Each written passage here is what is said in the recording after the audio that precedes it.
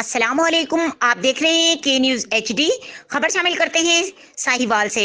सदर peoples party central Punjab कमर जमान कायरा साहिवाल जिले सदर गुलाम फरीद काठिया की रिहाइशगाह जामिया फरीदिया रोड पर आमद।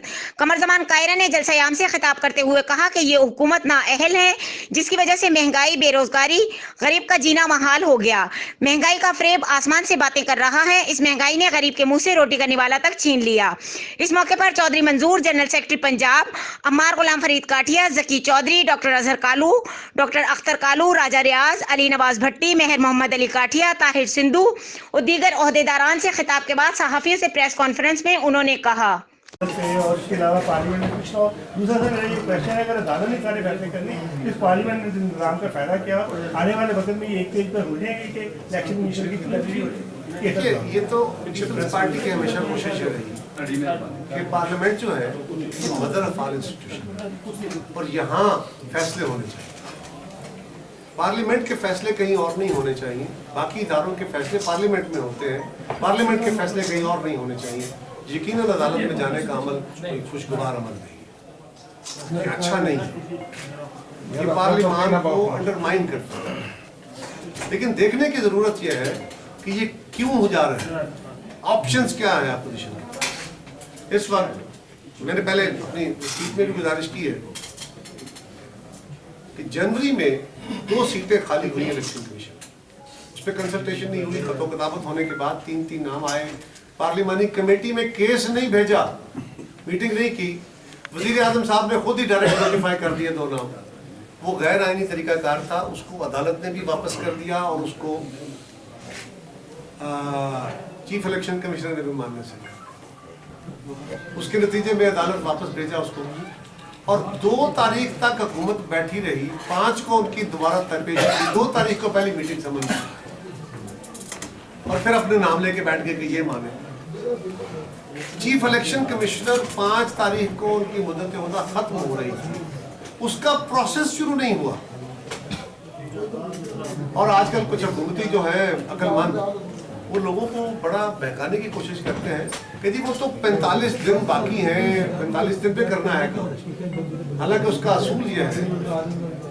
असूल यह है कि अगर चीफ इलेक्शन कमिश्नर का ओहदा इस्तीफा देने से या बीमार होने से या खुदा न खास्ता फौत हो जाने से कोई हादसा हो सकता है, उस सूरत में अचानक खाली हो जाए तो फिर 45 दिन के अंदर अंदर उसको फिल करना, वरना आईनी तौर पे 60 दिन कबल, उनकी मुद्दत खत्म होने से 60 दिन कबल वजीर आजम पाकिस्तान अपॉइंटिंग अथॉरिटी है, जो काम करना है वो वजीर आजम ने करना है, लेकिन कंसल्टेशन अपोजिशन से करनी है, काम उसका है, वजीर आजम ने काम करना है। उस पे अभी तक वजीर आजम साहब ने ना खत लिखा है ना किसी मामले को इनिशिएट किया।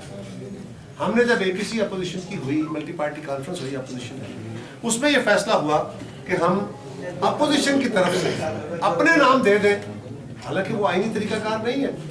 आइन के तहत पहला काम वजीर आजम ने करना। हमारे कुछ दोस्त मीडिया वाले साथी जो चंद बाकी तो बाय लाख वो हकायक बयान कर रहे हैं, लेकिन वो अजीब बात कर देते हैं। वो कहते हैं कि जी ये तो जी अपोजिशन ने भी गैर जिम्मेदारी का मुजाहरा किया। भाई हमने क्या किया, हमने तो अपनी जिम्मेदारी वो भी निभा दी जो नहीं की। सो हुकूमत वक्त खुद जानबूझ के इस मामले को उलझा रही है और उसकी वजह बड़ी सी, एक तो ये क्योस क्रिएट करना चाहते, ये खुद इन्होंने आर्मी चीफ के मसले में भी ऐसा किया है। और अब इनका जो केस है फॉरेन फंडिंग केस, वो मंतकी अंजाम को पहुंचने वाला है। लोग मुझसे पूछते हैं कि आपको यकीन है कि उसमें इनको ये हो जाएगा, वो केस में कितनी जान है? तो मुझे इतनी जान नजर आती है, जिस तरह शाह साहब मेरे सामने बैठे हैं और बिल्कुल आप भी देख रहे हैं, इसी तरह मुझे नजर आ रहा है कि उस केस के अंदर इनकी कन्विक्शन, इनके ऊपर वो इल्जाम साबित शुदा है।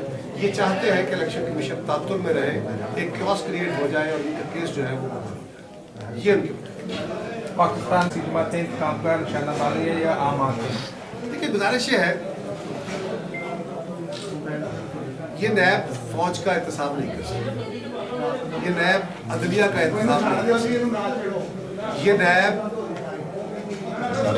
ब्यूरोक्रेसी का एहतसाब नहीं कर सकती, ये नैब कारोबारियों का एहतसाब नहीं कर सकती, ये नैब हुकूमत का एहतसाब नहीं कर सकती, कोई बंदा उनका ट्रायल नहीं है इसमें।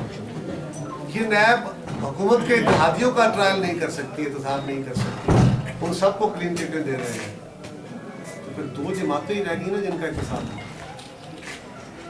फिर ये एहतसाब हो रहा है या ये माजी की वो रवायत है जो चलती आ रही है, हमारे खिलाफ तो पुरानी चलती आ रही है, हमारे लिए तो कोई नया नहीं है। लेकिन ये बहुत अफसोसनाक है और इसने सारे एहतसाबी अमल के ऊपर सवाल खड़ा कर दिया है।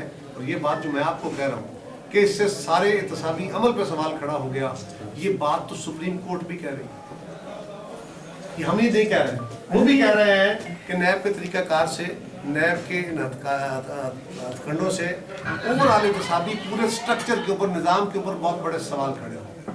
तो ये कोई एहतसाब नहीं है, ये विच हंटिंग है और ये अपने सियासी मकासद से हटाने, लोगों को मंजर से हटा के, अब उनको आप इलेक्शन में लोगों के दिलों से निकाल नहीं सकते, उनसे वोट आप ख़त्म नहीं करा सकते, आप उनको केसेस में सजा दिलाना चाहते हैं और टेक्निकली डिस्क्वालीफाई करा के आप उनको मंजर से हटाएंगे, ये तारीख में कभी हुआ नहीं। कायरा साहब, आप कहते रहे हैं कि पहले नहीं करना, तो अब क्या किसी तरफ से कोई ग्रीन सिग्नल मिला है? देखिए, जरदारी साहब कभी भी न डील करते हैं, न डीलों पे बिलीव करते हैं। वो बड़े स्टेट, वो पहले अगर डील करनी होती तो 12 साल पहले ही जेल में काटते। अब भी उन्होंने बड़ा वाज़ेह तौर पे कहा हुआ था, हम क्या कह रहे हैं, 1.25 साल में आज तक इनका एक रेफरेंस फाइनल नहीं हुआ।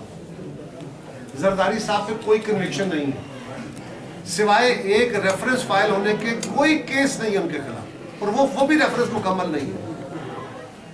हम कह रहे हैं हमारे खिलाफ कोई ट्रायल नहीं चल रहा, कोई इन्वेस्टिगेशन नहीं है, कोई कन्विक्शन नहीं है, तो फिर जेल में क्यों रखा? उनको मुल्क से बाहर जा रहे हैं, ECL में नाम डाल दे, खत्म हो गया, कोई बंदा बाहर नहीं जाएगा। पासपोर्ट सरेंडर करा दिया जाता है, फरियाल भी मरियम बीबी से करा दिया गया, ठीक। हम तो बाहर जाने की बात है, हम कह रहे हैं कि हमें कोई आपसे रियायत नहीं चाहिए। जरदारी साहब बेल नहीं मांग रहे, हमने भी कोशिश की, उनके बच्चों ने भी कोशिश की, पार्टी के बाकी सीनियर्स ने भी कोशिश की, लेकिन उन्होंने कहा कि नहीं, या अगर मैं कसूरवार हूँ तो मेरा ट्रायल करें या ये मुझसे माफ़ी मांगे। सर क्या लेकिन छोटी उनकी सेहत बड़ी तेज़ी से गिरी, अब तो हुकूमती वज़ीर भी कह रहे हैं, खुद सारे लोग कह रहे हैं। तो बच्चों ने जाके उनको बार बार वो गए हैं, बिलावल साहब भी, उनकी दोनों बहनें भी, और उन्होंने जाके उनको कन्विंस किया है कि इलाज की गरज से हम बेल अप्लाई करते हैं, अगर हमारी बेल मिल जाती है, हमें भी इंसाफ का कुछ हिस्सा मिल जाता है।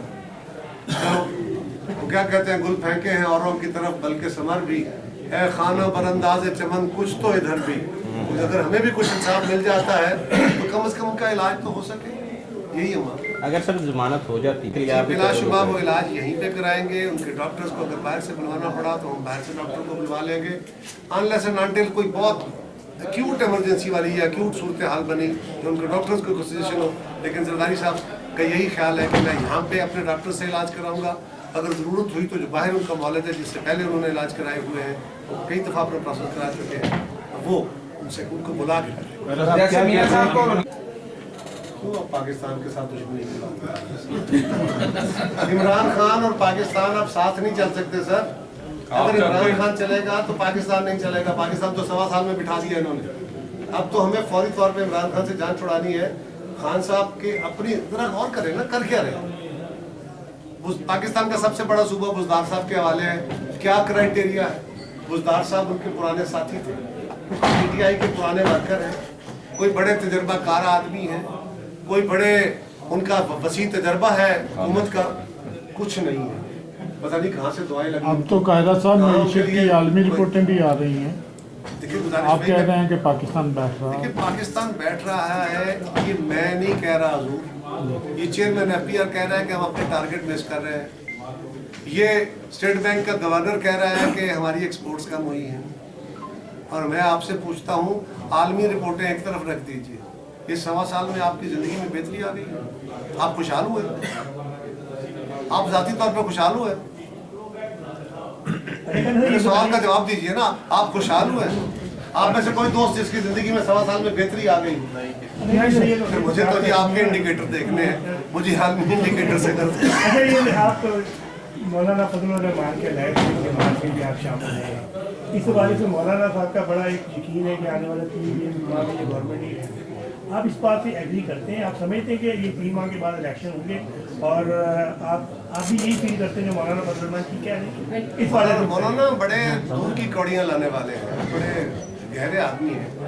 अगर वो कह रहे हैं तो यकीनन उसमें कोई वजह नहीं। अभी मैं सिर्फ आपको इतना ही कह सकता अच्छा सर, सर, क्या मियां साहब को बात रिलीफ वापस- रिलीफ मिला है, क्या आम आदमी को भी रिलीफ मिल सकता है कि इलाज याफ्ता हो वो बाहर चला जाए इलाज के लिए? आम कैदी के लिए भी यही पहली कानून गुजारिश है? ये है कि मेरा ख्याल है कि मियाँ साहब अल्लाह ताला उनको सेहत दे, उनको ज़िंदगी दे, वो सेहत याब हुए तो वापस आएंगे।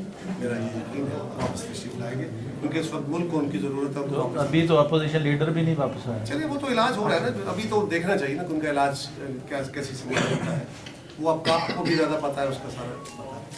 जहाँ तक ताल्लुक दोनों जगह इलाज हो जहाँ तक ताल्लुक उनका, ये देखिए ना, ये तो आप बेहतर जानते हैं जैसे कमेंट करते हैं। जहाँ तक आपका सवाल है कि आम आदमी को, देखिए ये बात दुरुस्त है कि इस मुल्क के अंदर एक सा कानून नहीं है।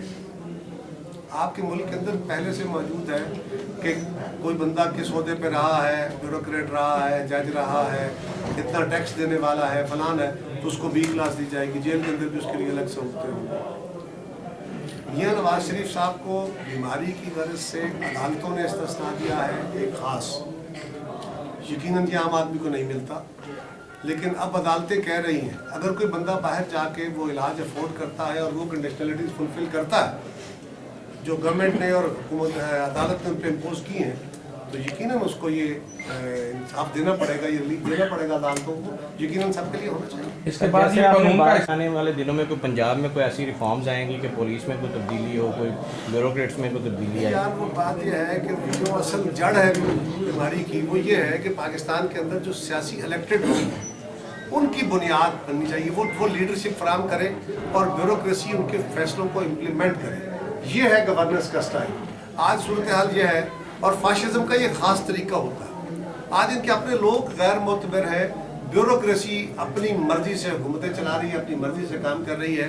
और अब हमारी खबर तो यह है कि बुज़दार साहब को ओहदे से तो नहीं हटाया गया, उस पर तो खैर पता नहीं खान साहब को कोई अपना गुदाती मसला है, उनकी कोई मजबूरियाँ हैं, लेकिन उनसे इक़्तिदार उनका ख़त्म कर दिया गया है, यानी ओहदा उनसे रखा गया है, लेकिन उनके पास जो इख्तियार थे वो चीफ सेक्रेटरी साहब जो नए लगाए उनको दे दिए गए हैं।